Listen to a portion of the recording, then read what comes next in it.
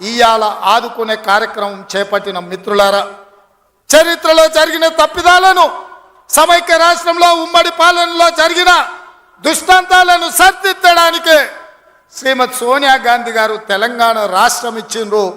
ఆ ఇచ్చిన తెలంగాణ రాష్ట్రంలో ఈనాడు ఇందిరమ్మ ప్రభుత్వాన్ని మీరు తెచ్చుకున్నారు.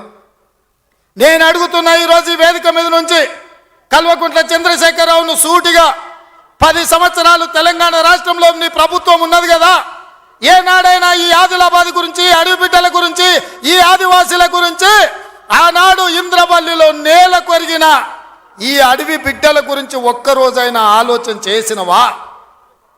ఈ కుటుంబాలను ఆదుకోవాలి, ఈ కుటుంబాల ఆత్మగౌరవం నిలబెట్టాలి అని ఏ రోజైనా నీ మంత్రివర్గంలో చర్చించినవా అని నేను అడుగుతున్నా.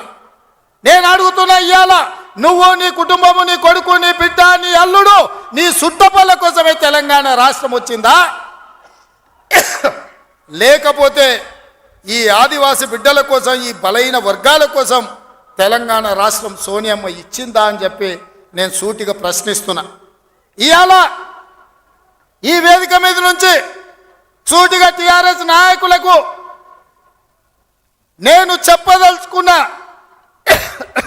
తెలంగాణ ప్రజలు 10 సంవత్సరాల మీ దుర్గమార్గమైన పాలనను, ఈ తెలంగాణ రాష్ట్రాన్ని చెరుకు తోటల్లో అడవి పందులు ఏ విధంగా అయితే విధ్వంసం చేస్తాయో, ఈ తెలంగాణ రాష్ట్రం మీద మీరు, మీ కుటుంబ సభ్యులు, మీ పార్టీలు పడి దోసుక తిని కొల్లగొట్టి విధ్వంసం చేసి ఈ తెలంగాణ రాష్ట్రాన్ని విధ్వంస రాష్ట్రంగా మాకు అప్పజెప్పినారు.